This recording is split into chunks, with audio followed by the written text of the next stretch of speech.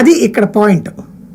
అంటే నిజంగా ఈయన అన్నట్టు గోడితో పోయేది గొడ్డల దాకా తీసుకొచ్చారు అంటే ఆ గొడ్డల వేటికి అల్లు అర్జున్ బలి అవడానికి కారణం ఎవరు అనేది ఈయన ఉద్దేశం.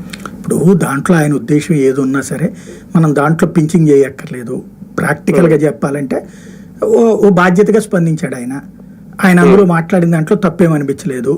రెండవది ఏంటయ్యా అంటే రేవంత్ రెడ్డిని సమర్థించడం ఒక్క చోటనే.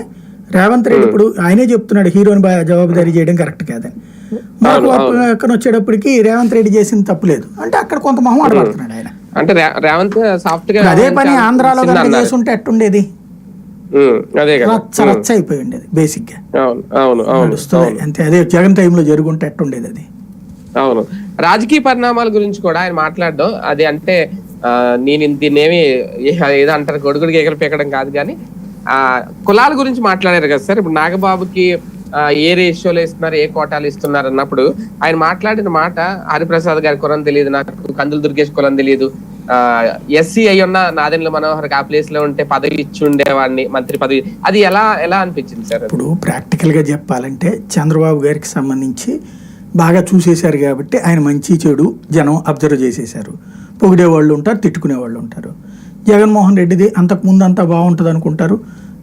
అంటే ఫస్ట్లో కేసులు అప్పుడు తిట్టుకున్న వాళ్ళు కూడా తర్వాత అతను ప్రతిపక్షంలో ఉన్నప్పుడు సమర్థించారు. ఆ తర్వాత అధికార పక్షంలో ఉన్నప్పుడు తిట్టుకునే వాళ్ళు ఉన్నారు, పొగుడుకునే వాళ్ళు ఉన్నారు. ఇవాళ ఎవరికి వాళ్ళు అతను